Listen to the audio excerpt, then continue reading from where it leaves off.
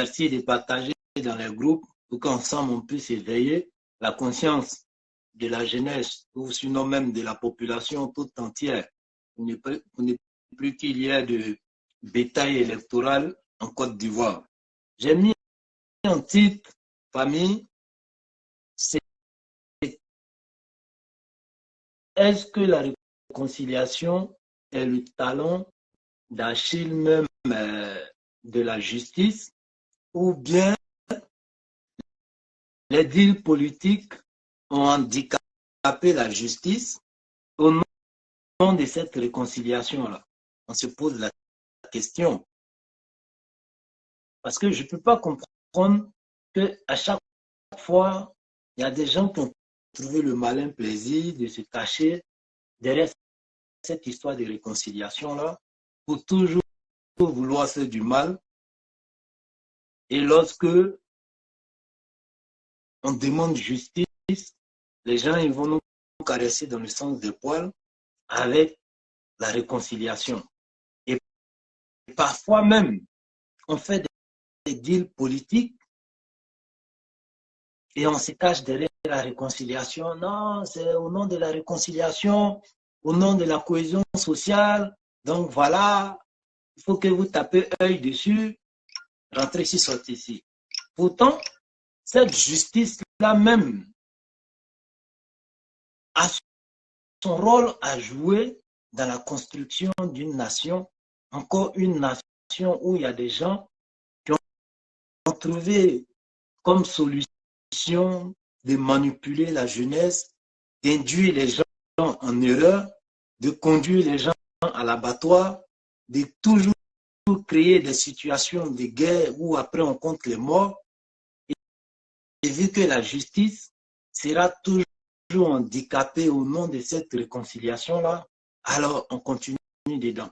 De toute façon, c'est le même scénario.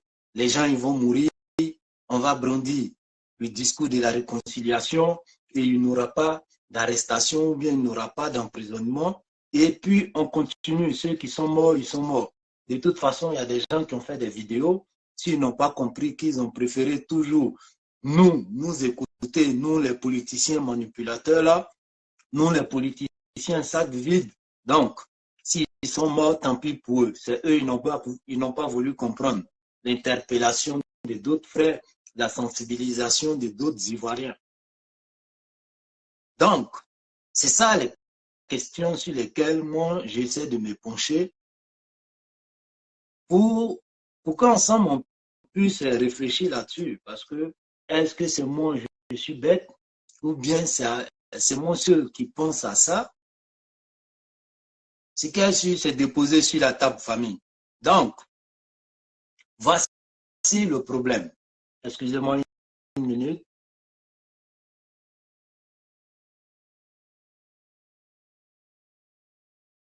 Donc, voici un peu le truc. Maintenant, en fait divers, on va parler un peu du discours de Blé Goudé.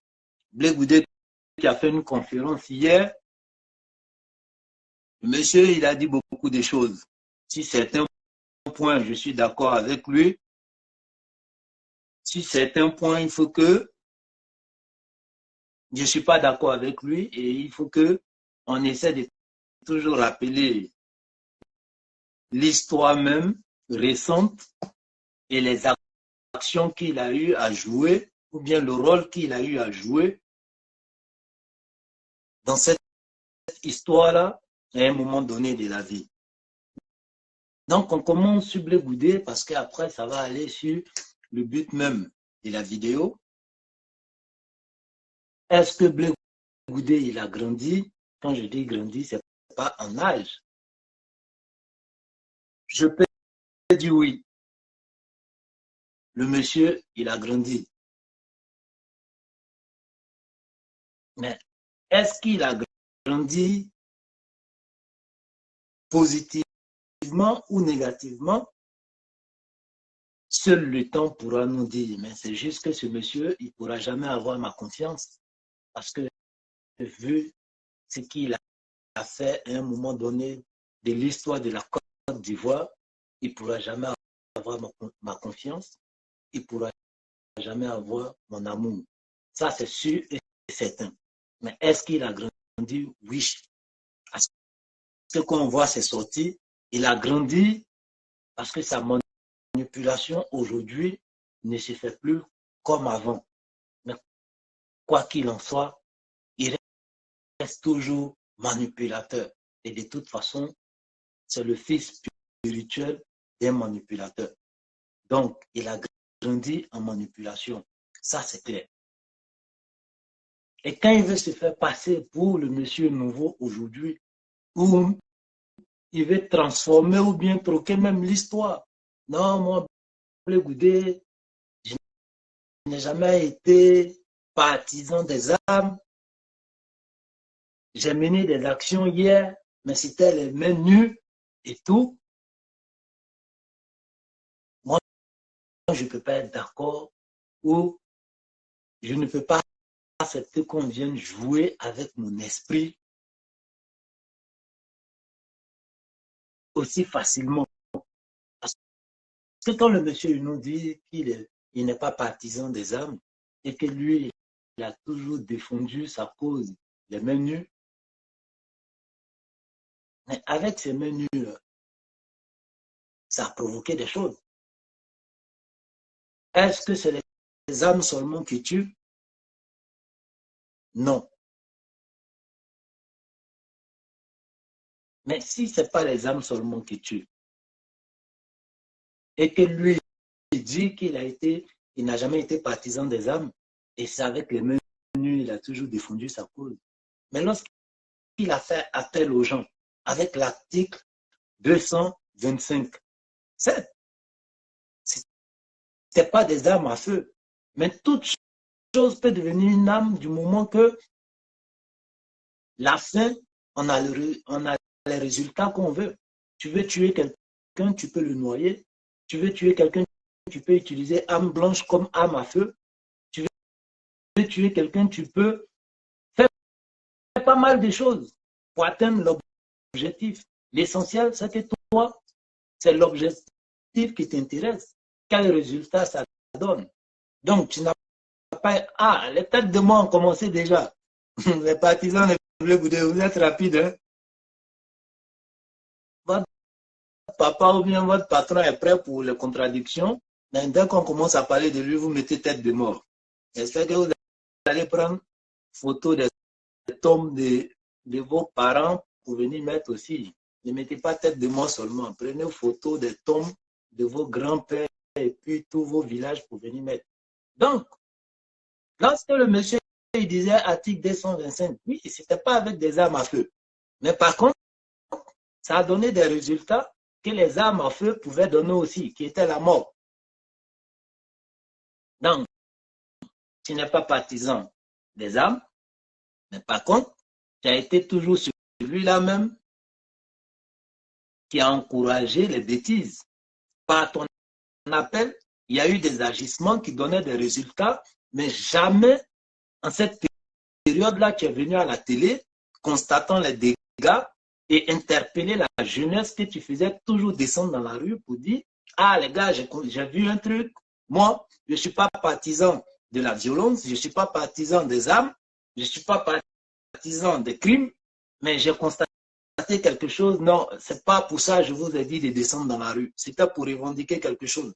Mais tu n'as jamais fait ça. Et donc, comme tu n'es pas partisan des armes, et quand les armes ont commencé à crépiter, toi, tu t'es enfui parce que tu n'adhères pas à ça. Ok, c'est bien, mais c'est une lâcheté que tu ne veux pas reconnaître parce que il y avait ces armes-là et tu as fait descendre les enfants des gens dans la rue. Mais si tu savais que tu allais fuir et que tu n'étais pas partisan des armes, tu pouvais encore faire une vidéo même avant de t'enfuir pour dire « Ah, Joe, les gars, il y a arme qui est sorti dedans, nous on veut faire palabre un coup de poing ou bien on veut faire palabre, voilà, sans arme. Mais comme arme est rentrée dedans la Joe, les gars, on a qu'à se retirer parce que moi, je ne suis pas partisan de ça et on connaît le résultat que ça va donner. Donc, ne partez pas vous sacrifier aussi parce que moi-même, là, il y a frère bientôt, donc chacun n'a qu'à se sauver parce que affaire où il y a arme dedans, là, on n'a qu'à s'éloigner dedans. Tu n'as pas fait ça. Tu as préféré laisser les enfants dans la rue, motivés par ton appel. Et toi, prendre la peau d'escampette, disant quoi? Oui, je ne suis pas partisan des armes. Donc, quand les armes commencent à crépiter, moi, je ne suis plus dedans, j'ai préféré me chercher. Mais tu as sacrifié les enfants des autres dans la rue. Tu les as trahis parce que tu les as laissés dans la rue. Galvanisés par tes propos. Galvanisés par tes propos, tu les as laissés dans la rue. Avec des consignes qu'ils étaient en train de toujours exécuter. Et c'est toi, tu vas venir nous te faire passer aujourd'hui pour le monsieur nouveau, le monsieur non, je suis pour la paix, non, je ne suis pas partisan des armes, donc moi c'est toujours les mains nues. Tu ne peux pas te faire passer pour le monsieur nouveau et je ne peux pas accepter que tu viennes tronquer l'histoire comme ça devant les gens qui ont été des témoins aussi de cette situation-là et mettez là-dessus, ça c'est impossible.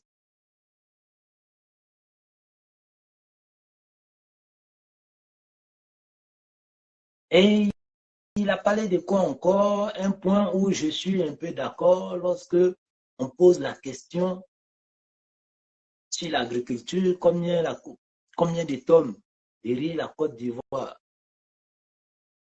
importe et pourquoi on est toujours à l'état pour les parents travaillent toujours avec les machettes, les dabas. Là, par contre, je suis d'accord.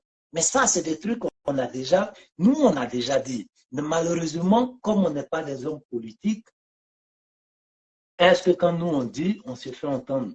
Est-ce que quand nous on dit, ça a de la valeur? Parce qu'on a interpellé le ministre de la Jeunesse pour même influencer le choix parfois de la jeunesse ou de la population sur les besoins de la nation. Combien de coopératives ont été sollicitées comme ça par ce ministère-là pour développer l'agriculture, alors qu'on dit que le succès de ce pays se repose sur l'agriculture. Combien de coopératives on a créées pour encourager nos parents? Et même on a fait des émissions pour voir comment l'État pouvait laisser tomber peut-être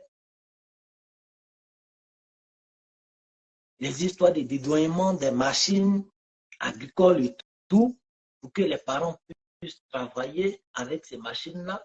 Est-ce qu'on a été entendu? Non.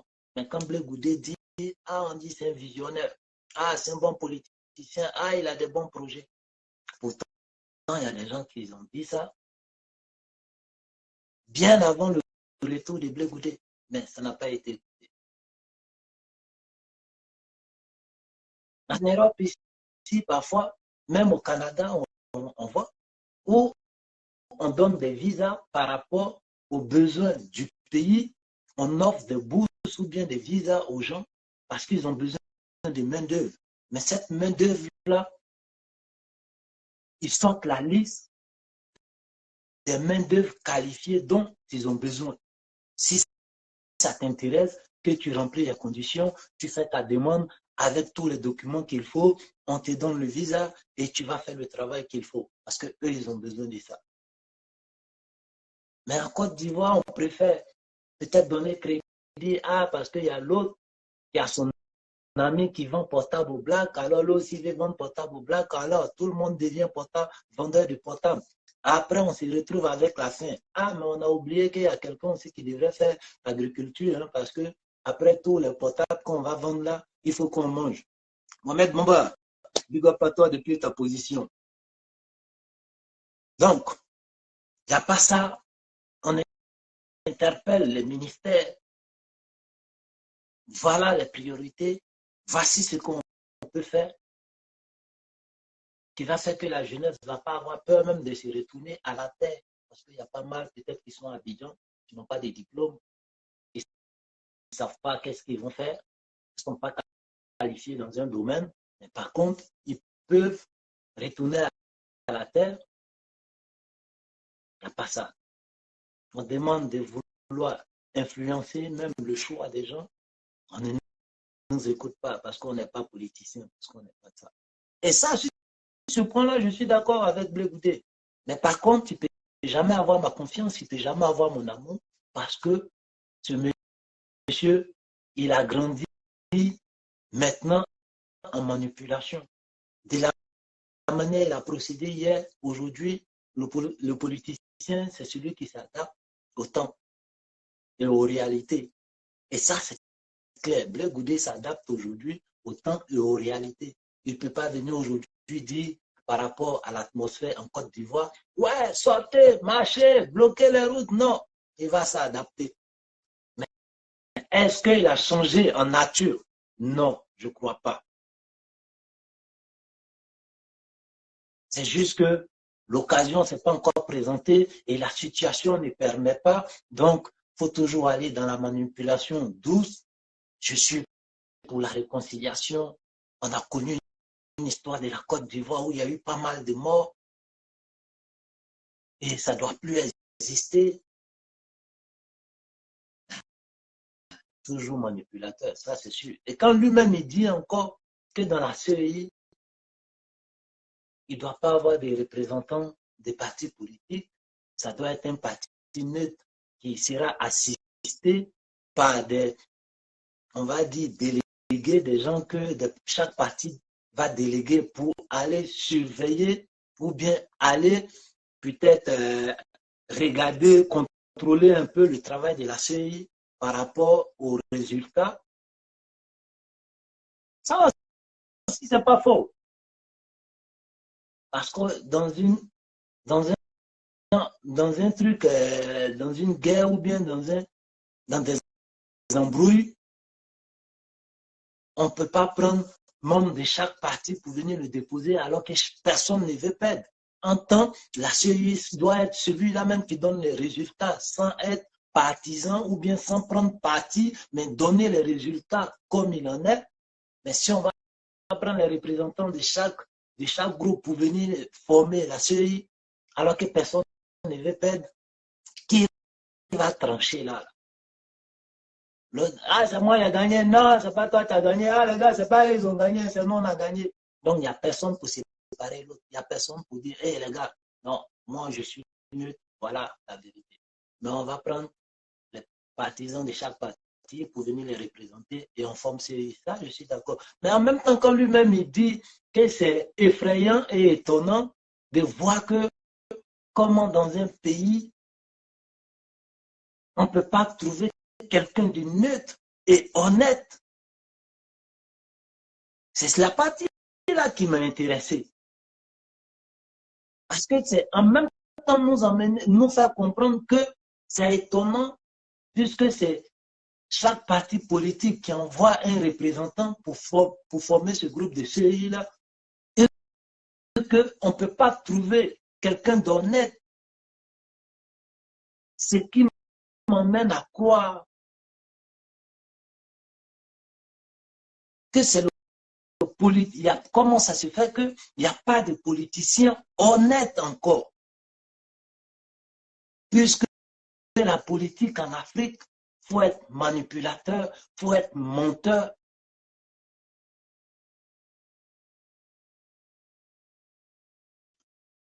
Il faut être manipulateur, il faut être menteur. Donc, il ne faudrait pas qu'il soit étonné parce que lui-même, c'est ce qu'il a bien compris. Voilà pourquoi il devient politicien, puisque c'est un manipulateur, c'est un menteur. Donc, il comprend ça et il devient politicien. Mais devant les gens, comme je dis, il a grandi en manipulation. Sinon, il n'a pas grandi en tant que, voilà, quelqu'un qui a changé, qui est devenu responsable. Non, il a grandi en manipulation parce que c'est ce qu'il a appris auprès de son mentor. Donc, il ne faudrait pas qu'ils viennent se jouer les étonnés devant les gens. Ah, dans un pays, pour former la cellule, comment on ne peut pas trouver des gens honnêtes, des gens neutres et tout? Okay, mais ça fait peur. Si tous les politiciens sont faits à votre image et que vous-même, vous avez compris que c'est comme ça on procède, on fait la politique en Afrique, Donc, ça ne doit pas t'étonner que tu ne puisses pas trouver quelqu'un d'honnête et quelqu'un de truc et de neutre. Et ça, c'est clair. Mais tout cela nous ramène un peu au titre que j'ai mis sur la vidéo. Est-ce que la réconciliation est le talon d'Achille de la justice en Côte d'Ivoire? Est-ce que les deals politiques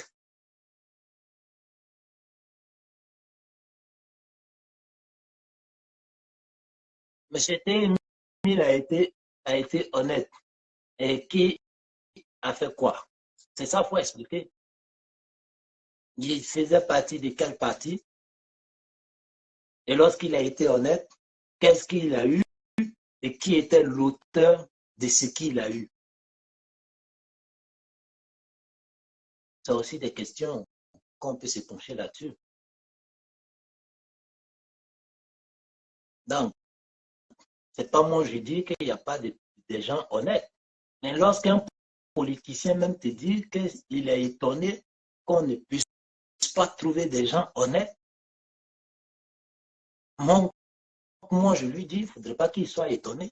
Parce que vous avez toujours montré que la politique, il n'y a pas d'état d'âme, il n'y a pas de moralité, il n'y a pas de dignité, il n'y a que la manipulation de la masse pour atteindre son objectif.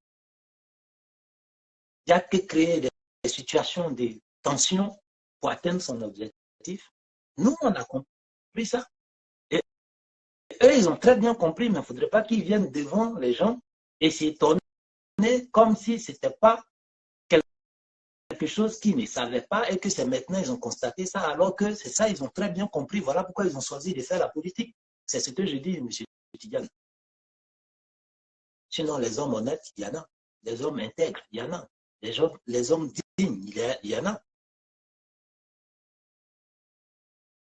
Mais est-ce que les politiciens en Afrique veulent être des gens dignes et intègres?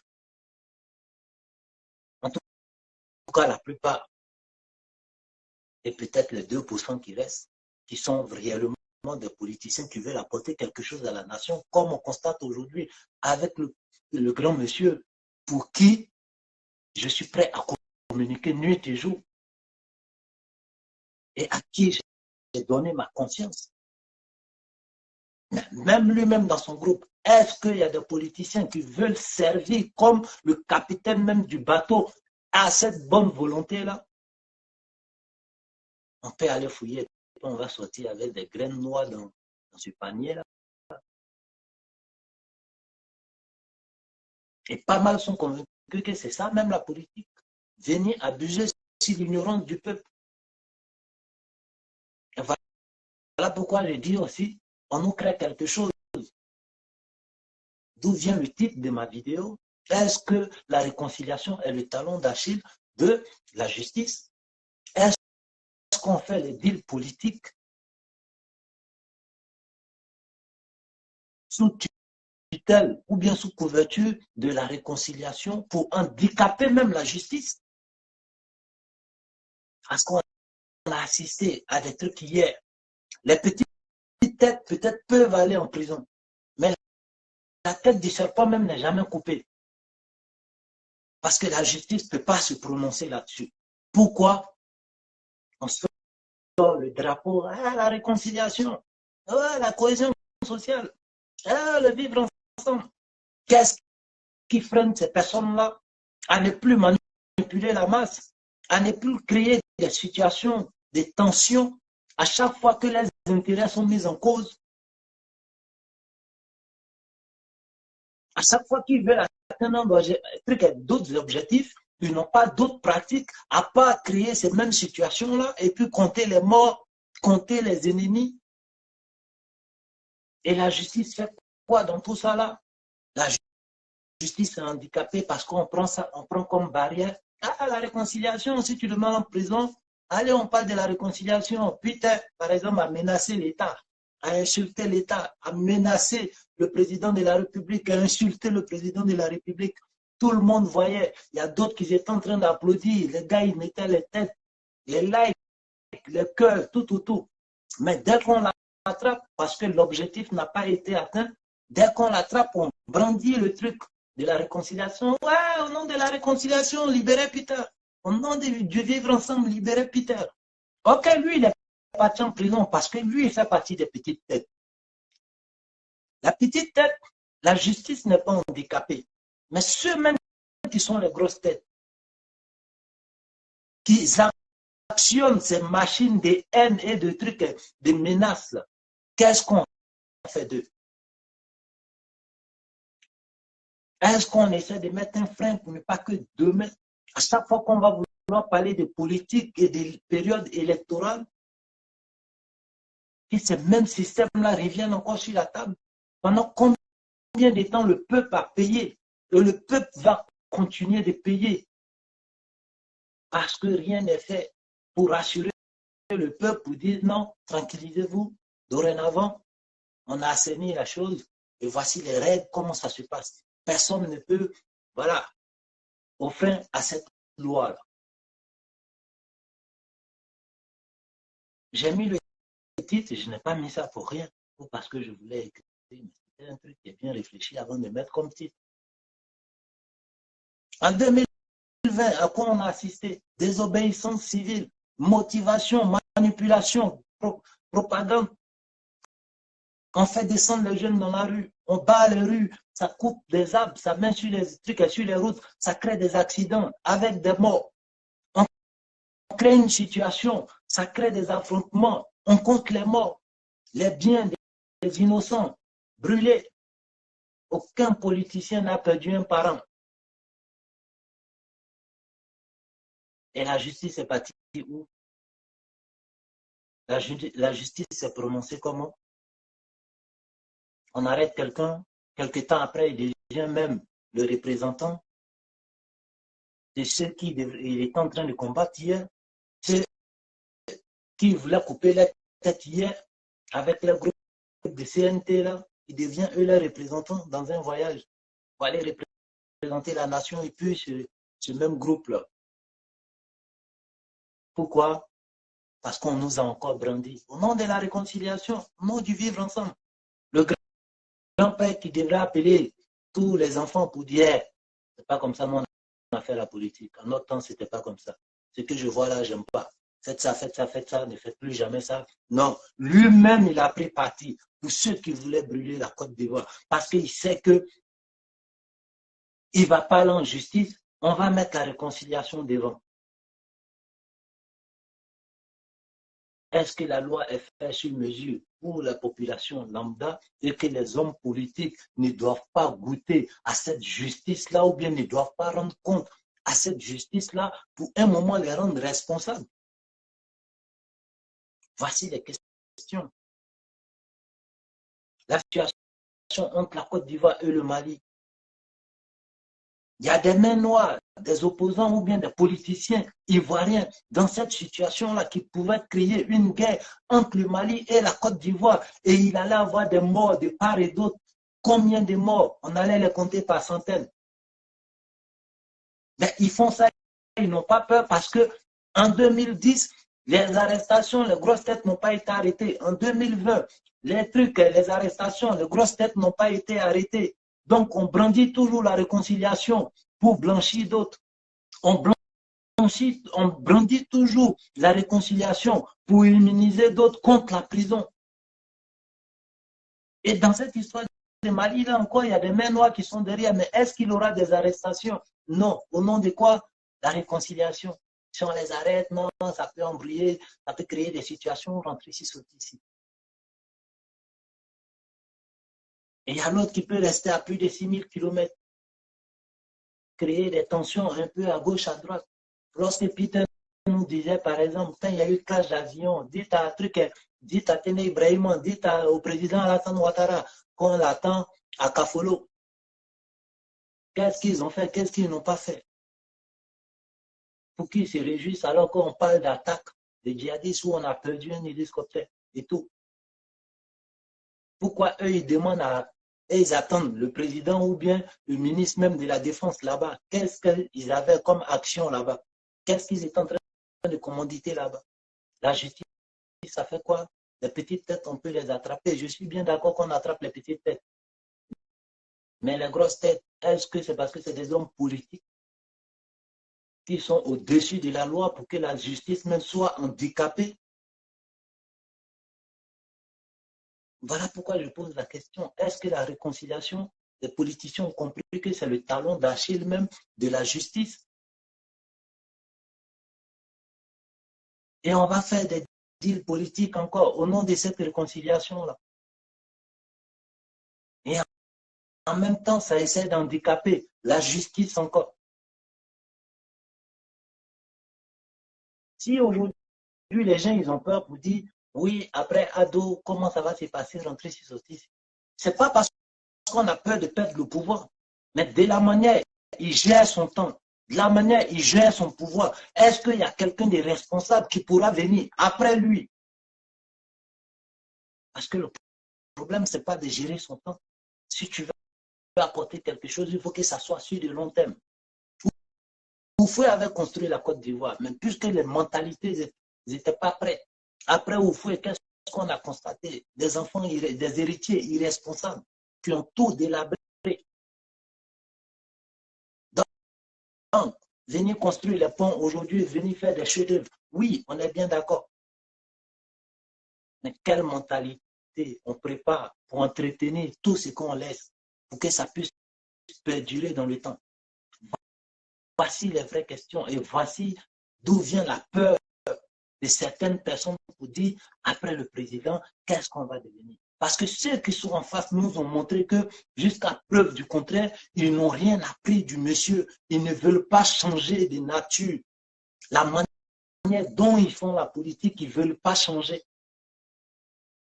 Et ceux à qui on a fait confiance, celui à qui on a fait confiance, est-ce que dans son groupe, il y a quelqu'un qui a les poignes comme le monsieur, qui est prêt à assurer sans que le monsieur nous manque après son départ? Voici où vient la peur de certaines personnes. Sinon pas parce qu'on peut pas, on va perdre le pouvoir, mais qui seront des gens qui seront responsables pour garantir ce que le monsieur est en train de faire. Mais quand il n'y a pas des gens comme ça, on ne peut que faire appel à la justice comme ça, même après lui. S'il y a une justice forte qui est là, ça pourra éduquer tout le monde. De toute façon, ça éduque déjà la population lambda parce que pas mal de personnes sont en prison juste parce qu'ils ont volé à manger, ou bien ils ont volé un poulet, ou bien ils ont volé peut-être un sachet d'eau pour boire. Ça éduque déjà la population lambda. Mais qui sont ceux qui font les gros dégâts et que la justice n'a jamais été influencée? De telle sorte qu'ils deviennent des responsables demain.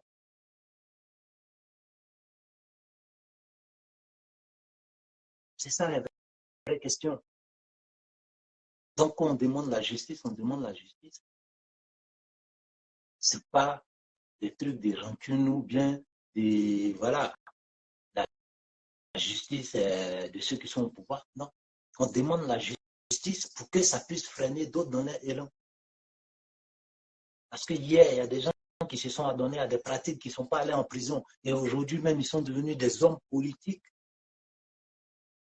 Alors, demain, est-ce que ça va freiner quelqu'un d'autre qui va emprunter ce même chemin-là pour aboutir à ce que l'autre, comme l'autre, parce que l'autre, fallait qu'il emmène les gens, les enfants des autres dans la rue, aller s'affronter, aller tuer des gens, aller brûler des gens. Quand c'est chaud, ils fuient. Mais quand c'est calme, ils reviennent et ils deviennent des hommes politiques. Donc l'autre aussi, qu'est-ce qui va le freiner à faire les mêmes bêtises? C'est parce que la justice n'est jamais prononcée. Soro Guillaume est toujours dans son même élan. Pourquoi? Parce qu'il sait qu'à un moment donné aussi, peut-être lui aussi, il va rentrer. Au nom de cette réconciliation, la justice ne va pas se prononcer. Et encore, il va devenir homme politique. Et là, on dit, oui, c'est un homme politique aguerri. Dans quel domaine, quelle expérience il a eu, à part s'adonner à des pratiques pour toujours endeuiller la Côte d'Ivoire. Et pas mal de ces politiciens, quelle expérience pour qu'ils deviennent des politiciens aguerris, à part des pratiques qui endeuillent toujours la Côte d'Ivoire. Et quand plus tu fais ça, tu deviens politicien aguerri. C'est tout ce qu'on constate. Hormis le président de la République, on peut s'inspirer de quel politicien qu'il fasse des livres, des stratégies politiques et tout, pour que d'autres enfants viennent s'inspirer dans ça. Ils ne peuvent pas, parce que ça a été toujours manipulation. Situation de haine, situation d'affrontement. C'est tout. Est-ce que c'est ça la politique? Est-ce qu'à un moment donné, il n'y a pas quelque chose qui doit être plus fort qu'eux-mêmes, qui sera la justice, pour qu'ils puissent changer à un moment donné? C'est ça la vraie question. C'est parce qu'en 2010, il n'y a pas été, la justice n'a pas été forte comme il faut pour ces grosses têtes de la politique là. Et en 2020, la justice n'a pas été forte encore contre ces grosses têtes de la politique là. Voilà pourquoi maintenant même ils dépassent les frontières pour aller hors de notre frontière, pour aller préparer des trucs encore pour vouloir toujours déstabiliser la Côte d'Ivoire. Est-ce qu'à un moment donné, toute la population ne doit pas s'élever pour demander justice, pour ne plus être victime par centaines, par milliers, à cause de la bêtise de ces personnes qui ne veulent pas être responsables? Hier, ils n'étaient pas responsables. On peut leur donner une deuxième chance s'ils montrent qu'ils ont compris et dans la sincérité. Mais quand ils montrent qu'ils n'ont rien compris et que c'est ça les pratiques, c'est ça les vraies natures, ils ne peuvent pas changer les natures en aucun cas. Qu'est-ce qui peut les obliger à changer? Ou bien qu'est-ce qui peut les emmener à essayer de faire profil bas? Il n'y a que la justice. Voilà pourquoi on interpelle le président. Quelle Côte d'Ivoire il veut nous laisser après son passage? Est-ce que le but, c'est de contrôler, maîtriser son temps pour gérer son pouvoir, ou bien faire son quinquennat en toute quiétude, et après son départ, on peut revenir à l'ancienne? Ah, toi, tu es bêté, toi, tu es Doula, tu es mon ennemi, on s'affronte. Et pendant les élections, on doit compter qui a fait plus de morts pour venir au pouvoir. Est-ce qu'on doit retourner à ces anciennes pratiques-là? Voilà pourquoi on interpelle le président. Les deals politiques, ça rend sous et muet la justice. On crée une situation où le BT et le baoulé aujourd'hui se côtoient. La femme BT, la femme baoulé vendent au marché. La femme Doula, la femme Adoukou vendent au marché. Il n'y a pas d'animosité. On crée des tendances de réconciliation. Et cette réconciliation-là, ça profite à qui? Toujours ces mêmes politiciens, parce que le peuple ne gagne rien dedans. Le peuple est passé à autre chose. On se donne main dans la main en cause. Des amis d'enfance qui se voyaient comme des ennemis, aujourd'hui s'asseyent peut-être dans des maquis pour prendre un pot, vont dans des restaurants pour prendre un pot, même s'ils ne sont pas du même bord politique ou même ethnique, ils prennent des pots. Donc, est-ce que cette réconciliation-là, c'est la population lambda qui gagne? Non, c'est toujours bénéfique à ces politiciens.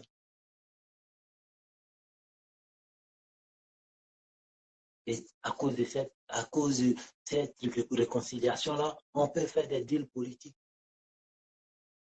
Le peuple qui a été victime n'a jamais gain de cause. Le peuple qui a été victime n'a jamais il n'y a jamais de justice pour ce peuple, ni de dédommagement. En 2020, combien de personnes ont perdu leurs biens? Des cars brûlés, des magasins brûlés, juste parce qu'il y a d'autres qui ont cru qu'ils étaient forcément dans des partis politiques, juste à cause de leur nom ou bien à cause de leur religion.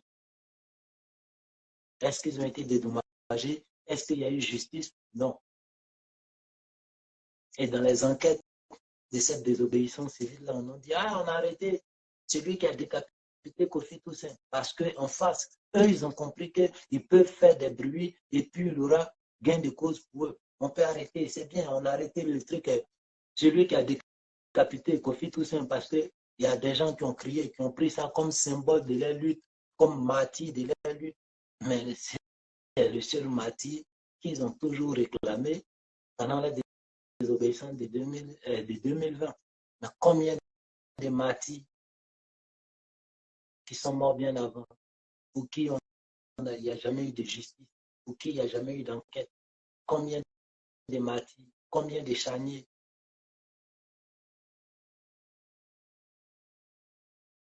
Et la justice, c'est quoi dans tout ça là? On vient couper les pieds de la justice au nom de la réconciliation. Allez, tais-toi, il y a la réconciliation qui est là. Toi, justice, va t'asseoir. Occupe-toi avec autre chose. Si tu n'as rien à faire, justice, il faut regarder un film. Et on prend ça pour endormir le peuple. Quel pays le président va nous laisser demain? Avec quel genre de personnes, avec quelle mentalité? Qui ont déjà étranglé la justice. Parce que personne n'a voulu faire grandir cette justice-là. Personne n'a voulu faire parler cette justice-là. Pour que demain, même s'il y a des gens qui veulent venir modifier des trucs, en tant qu'homme politique, pour se mettre à l'abri contre la justice, le peuple même va dire non, non, non, non. C'est que la justice, ça fait comme travail, et puis les élections, il n'y a pas eu de morts, les trucs, les manipulations sont finies dans la politique à cause de la justice. Si tu viens changer ça, c'est que tu n'as pas bonne intention. Ce que tu veux faire là, non. Tout le monde va se lever pour dire non, non, non, laisse la justice comme ça. La justice a déjà fait un travail qui nous a permis de vivre, qui nous a permis de ne pas nous entretuer par la manipulation des politiciens. Mais si cette justice-là n'a jamais existé, ou bien on ne veut pas donner vie même à cette justice-là, qu'est-ce qu'on attend demain? Demain nous réserve quoi? Et c'est ces mêmes personnes-là qui profitent toujours au nom de la réconciliation. Quand on me dit tantôt, ils ont arrêté des doctorants qui ont voulu marcher, même si peut-être quelque part il y avait une main noire qui a manipulé encore ces doctorants-là. Par rapport à l'image, il y a des gens qui sont venus leur donner d'autres objectifs parce que eux, les manipulateurs qui sont derrière, avaient d'autres intentions et que ces doctorants-là se sont mis d'abord. Mais l'idée première déjà, c'est parce que eux, ils voulaient marcher pour revendiquer quelque chose. Mais comme ils ont été utilisés après, qui les a détournés de leur truc, la cause de leur marche, c'est ça aussi, il faut répondre à ça. Parce que je vois, il y a un document ministériel qui se promène. Oui, il y a les exilés doivent aller se faire enregistrer dans telle direction, les exilés doivent aller se faire enregistrer dans telle direction, au nom de la réconciliation. Ok. Mais dans la fonction publique, que ce soit même des sociétés privées et tout,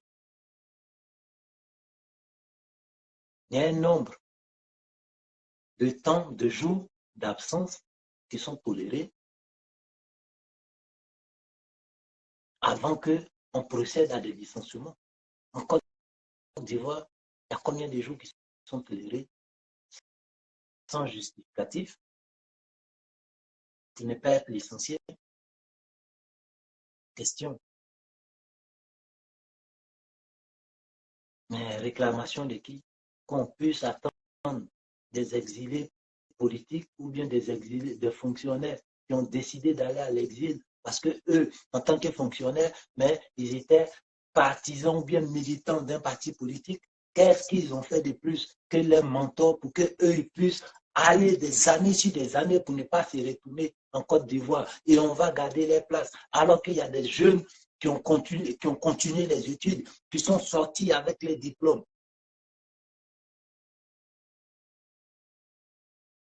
Il faut qu'on arrête de faire les trucs de deux poids, deux mesures. On peut accueillir ceux qui ont accepté de fuir. Et parfois même à l'extérieur, là, dans l'exil, ils ont toujours voulu brûler le pays. Comme ils n'ont pas eu gain de cause, alors on peut les appeler, venez reprendre votre place. On les force, on les chérit même pour venir reprendre les places. Est-ce qu'eux, ils doivent primer alors qu'ils ont décidé volontairement de s'exiler? Est-ce que eux, les intérêts priment que ceux qui ont accepté de continuer les études et qui sortent, qui demandent à travailler? Je ne me limite pas forcément aux doctorants qui ont voulu marcher mais qui se retrouvent en prison. Mais combien de jeunes aujourd'hui essaient de chercher de l'emploi? Combien de militants pour ne pas être, voilà. Parce que quand tu vas parler des militants, ah, vous voulez faire du rattrapage, rentrer ici, sortir ici, donc je ne me mets même pas, je n'essaie même pas de donner une couleur à cette jeunesse-là, mais je prends toute la jeunesse ivoirienne dans l'entièreté. Il y en a combien aujourd'hui qui ont besoin de boulot pour qu'on puisse solliciter des exilés à revenir encore et prendre leur place. Tout ça pourquoi? Parce qu'il y a des politiciens qui savent profiter. Ah, nos parents sont en exil, il faut qu'ils reviennent. Katina, lui, il est venu, il a repris sa place. Après tous les dégâts qu'il a fait, les braquages des banques qu'il a fait et tout, il revient. Et le monsieur, il ne montre même pas qu'à un moment, il y a un peu de regret dans ses dits ou bien dans ses trucs, dans ses actes. Non, mais il revient, allez, Joe, viens occuper ta place. Dans Mana Pécase, bon, peut-être lui, le seul travail qu'il a eu, c'est déchirer les résultats pour toujours envenimer les situations, pour brûler le pays, puisque lui, il n'a jamais travaillé. Donc lui, malheureusement, on ne peut pas l'intégrer ou bien ils n'ont pas gardé lui sa place. Mais sa place sera dans les élections en 2025 encore, comme il est rentré en Côte d'Ivoire, il va reprendre son même boulot. Puisque pour lui, son boulot, c'est par saison, chaque 5 ans. Donc peut-être lui aussi, il va reprendre ce même boulot. Donc on laisse la jeunesse qui veut travailler. Et on dit, ah, les militants, c'est Gbagbo, et les militants, les trucs, venez, les exilés, venez, reprenez votre poste. Quel monde on veut laisser? Est-ce qu'on crée cette tendance de réconciliation-là pour que toujours une partie de la population soit toujours victime? Parce que de l'autre côté aussi, il y a des gens qui ont perdu, mais qui n'ont jamais été dédommagés. La justice ne s'est jamais prononcée pour apaiser les tensions et les cœurs.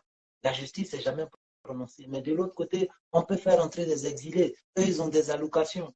De l'autre côté, on peut garder la place des exilés en tant que fonctionnaires après 10 ans de vacances ou bien 12 ans de vacances.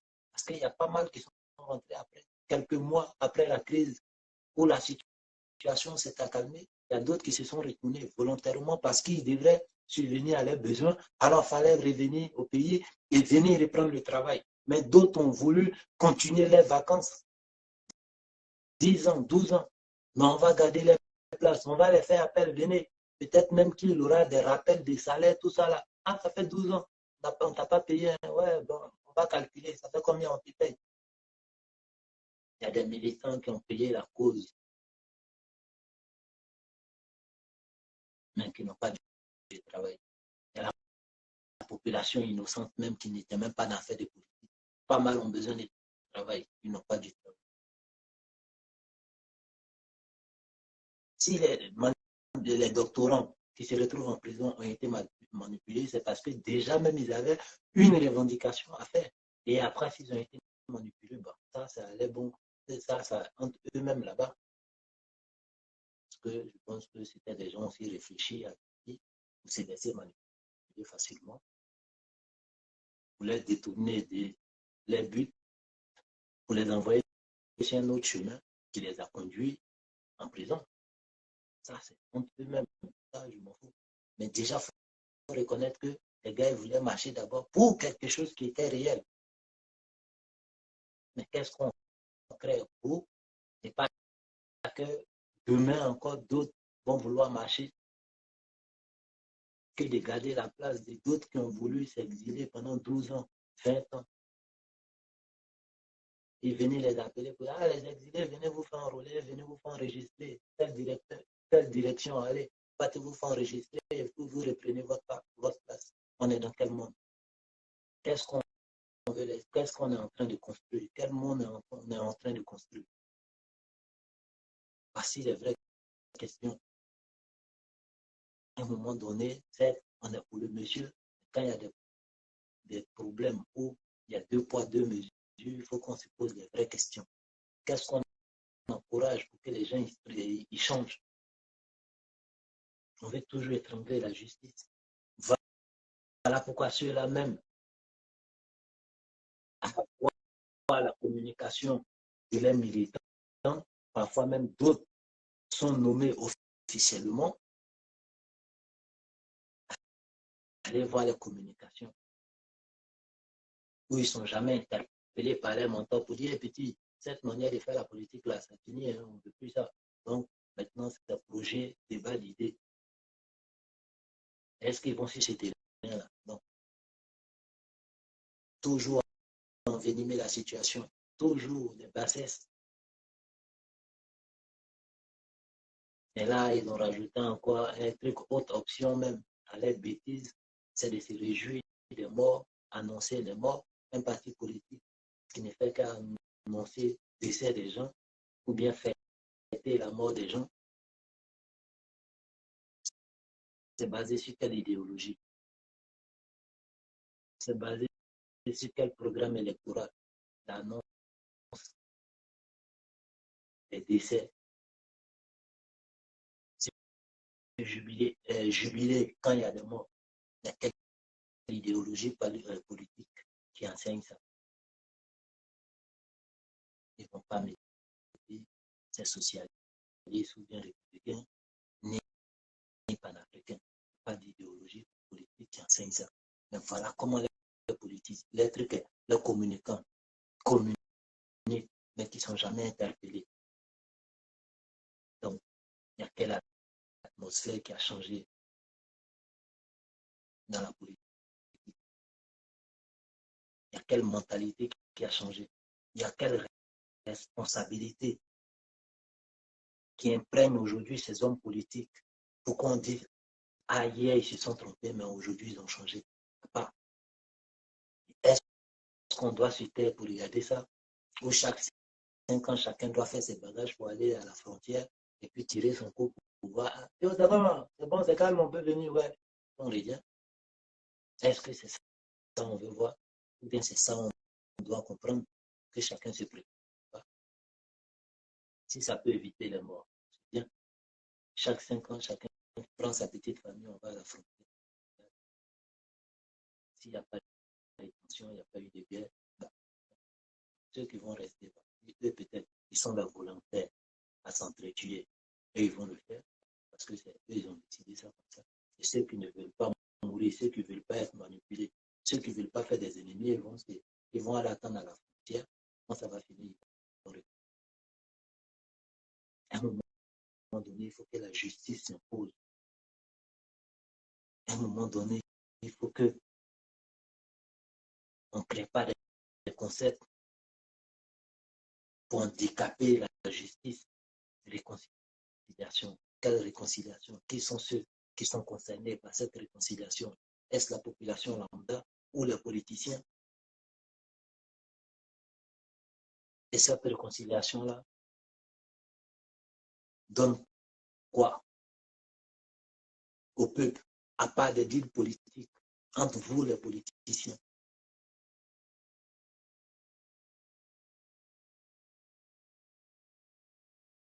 Et toujours des gens, après ces deals-là, après ces concepts-là,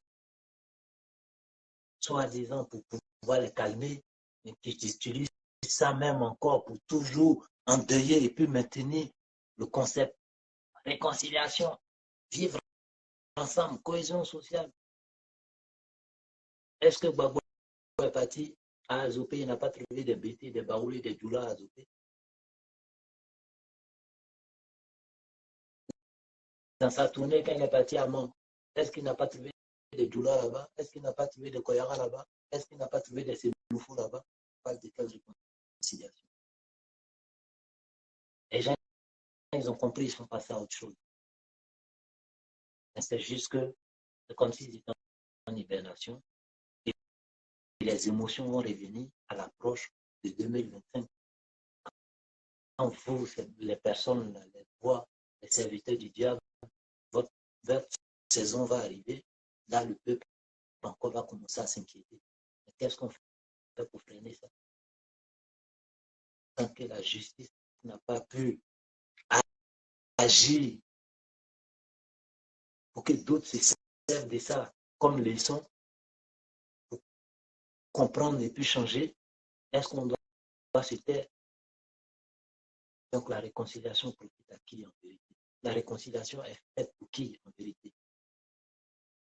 Pour qu'on puisse toujours s'engraisser, pour qu'on puisse toujours jouir de l'ignorance du peuple. Le peuple va vouloir parler. Non, c'est la réconciliation. Dieu, c'est comment? Viens.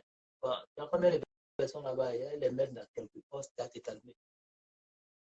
Demain, lui, il joue les bébés gâtés. Quand il n'est pas content, ouais, on veut profiter. Cherchez de la ville. Sortez. Tu connais qu'il peut faire sortir les gens, non? Tu vas voir tout à l'heure là. Sortez, sortez. Bon, Dieu, il faut te calmer. On fait des rappels de pension avec rente viagère. Dès qu'on donne, ok. Et même, avant de pouvoir le calmer, s'il y a 2, 3 personnes qui sont sorties et qui ont pu avoir, qui sont allées en prison comme ça, par les bêtises et les caprices des personnes âgées qui ont dépassé la cinquantaine, mais qui ont des caprices d'enfants de 3 ans. Alors, quand ils font les caprices, il y a des gens qui se retrouvent en prison, mais après, on ne va plus parler d'eux. On les oublie. Combien de personnes aujourd'hui parlent de Peter? Combien de personnes aujourd'hui sont déterminées à revendiquer la cause de Peter? C'est fini. Mais on va utiliser ça comme tendance dans des circonstances. On va chez les ébriers. Ah, Peter, c'était un voisin, petit ébrier, ouais. Alors, on est devant les ébriers. Il faut qu'on libère Peter. C'est un enfant du pays. On plaît à la population ébriée. On met le peuple dans les émotions. Mais dès qu'on quitte là, et puis Peter, on se retrouve dans une autre zone, on veut plaire aux gens. Il faut qu'on libère Picheri Bané, celle qui faisait les transactions pendant la désobéissance civile. Celle qui va bronzer au Mali pendant qu'il y a une crise, même les Américains, les Français qui ne laissent jamais les ressortissants. Sur terrain de guerre, eux-mêmes, ils ont déclaré Mali comme zone rouge. Mais en ce moment, il y a une qui ne sait même pas tirer lance-pierre, mais qui voit cette zone rouge-là, et en ce moment, elle va en vacances là-bas. Mais quand elle est en prison, on regarde les circonstances. On est dans quel on met nous dessus. Picheri Bané ici, hein, ça apprend. Il faut qu'on libère Picheri Bané au nom de la réconciliation. Il faut qu'on les libère, mais ça ne les gêne pas de les mettre en cause. Jamais ils ont dit il faut qu'on libère les 49 soldats. Non. Au contraire, ils ont profité de cette situation parce qu'ils étaient les mains noires derrière pour créer la psychose dans la tête des gens. Parce qu'ils savent qu'il y a un peuple abruti qui est là. Alors, on pose une question. Mais ils étaient allés chercher quoi là-bas? Et le peuple abruti, le peuple émotionnel, c'est vrai, hein? Tu les demandes, voici les documents que les autorités ont envoyés. Les Maliens se sont basés seulement sur une seule truc, un seul communiqué pour dire, voilà, ils sont venus, on les a attrapés, on a appelé les autorités ivoiriennes, ils ont dit qu'ils ne les reconnaissaient pas, il n'y a pas de preuves, il n'y a pas d'écoute, il n'y a rien. Mais ceux qui donnent les preuves pour montrer que c'est des Ivoiriens, voici les ordres de mission, voici la liste des soldats, voici les passeports. Ah, eux, on demande encore de venir se justifier. Et quand eux, ils se justifient, on pose toujours des questions comme quelqu'un et tu prends toute la journée pour l'expliquer. Et quand tu finis d'expliquer, au moins tu penses qu'il a compris. Et puis tu te dis, mais c'est qu'il n'a rien compris. Donc, ils viennent avec la question. Mais ils étaient allés chercher quoi là-bas? Allez demander à la première rotation, deuxième rotation, quatrième rotation, septième rotation, qu'est-ce qu'ils étaient en train de faire là-bas? Vous allez savoir qu'est-ce que la huitième rotation est allée faire là-bas. Et vous avez une petite idée. Il faut toujours manipuler le peuple. Donc, ils étaient allés chercher quoi là-bas? Voici le peuple aussi. Ouais, c'est vrai, mais ils étaient allés chercher quoi là-bas? Non, on ne va jamais demander la libération de ces personnes-là en tant que des patriotes, en tant que des soldats. Non. Mais une seule personne qui est allée pour une cause. Donc, eux, ils ne vont même pas poser la question, mais elle est allée chercher quoi là-bas? On ne pose pas de questions donc pour elle, mais on demande sa libération. Mais poser des questions sur Popichelu Bané pour qu'on puisse aussi répondre à ça. Qu'est-ce qu'elle est allée chercher là-bas? Peut-être les autorités vont vite répondre à cette question sur Pichelu Bané là. Comme vous savez poser les questions, qu'est-ce qu'ils est allés chercher là-bas? Demandons aussi, qu'est-ce qu'elle est allée chercher là-bas? Et les autorités vont expliquer, nous tous aussi, on va comprendre pour le chéri Bané. Mais non, pour le chéri Bané, on ne doit pas chercher à savoir. On ne doit pas poser des questions. Mais ceux qu'on a pu justifier les déplacements, on veut toujours savoir Parce qu'on veut entendre ce que, on veut que les gens disent ce que nous, on veut entendre. Voilà pourquoi on pose la question. Sinon, il n'y a pas plus sourd que celui qui refuse d'entendre. Ça a été justifié, mais on pose la question, donc vous ne pouvez rien comprendre. Qu'est-ce qui peut changer tout ça? Il n'y a que la justice. Et c'est ce qu'on demande au président. Pour pérenniser tout ce que tu as fait, c'est la justice qui peut t'accompagner. Et c'est la justice qui peut construire, solidifier tout ce que tu as déposé. Est-ce que les mentalités ont changé? Si les mentalités n'ont pas changé, alors l'héritage, ça ne va pas servir à grand chose. Parce que les mentalités ne sont pas faites. Est-ce que les gens sont devenus des responsables pour que ce que tu as fait là puisse perdurer, pour qu'on puisse conjuguer ce que tu as fait là dans le temps? Est-ce que les mentalités sont faites?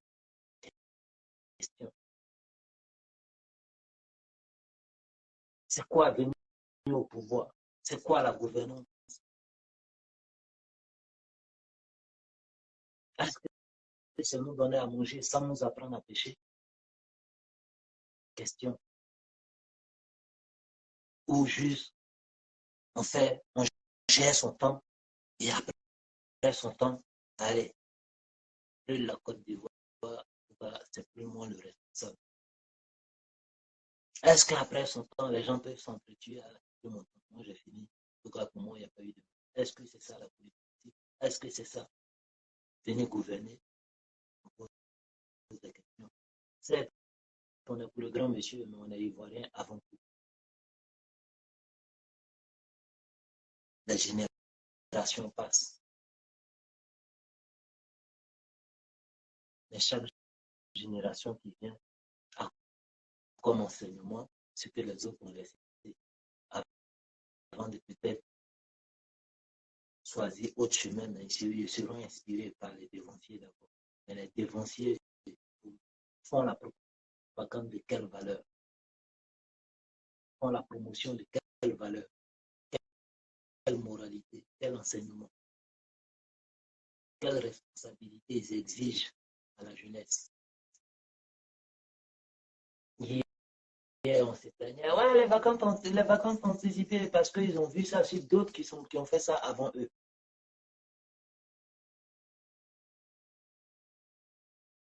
La fesse a fait des trucs, mais parce que eux, ils se sont inspirés sur d'autres qui ont fait ça avant eux. C'est comme ça aussi dans la société. La nouvelle génération va regarder aussi qu'est-ce que les autres ont fait. Hier, si on n'a pas combattu la corruption et qu'aujourd'hui ça continue, si on n'a pas combattu les détournements et qu'aujourd'hui ça continue, alors qu'est-ce qui va freiner les autres aussi demain?